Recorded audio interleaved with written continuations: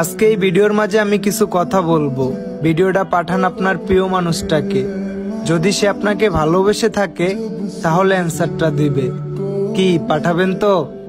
আমি শুরু করলাম। থাক না তোমার আর আমার মাঝে 1000 মাইলের দূরত্ব। মন তো জানে তোমায় আমি ভালোবাসি কত।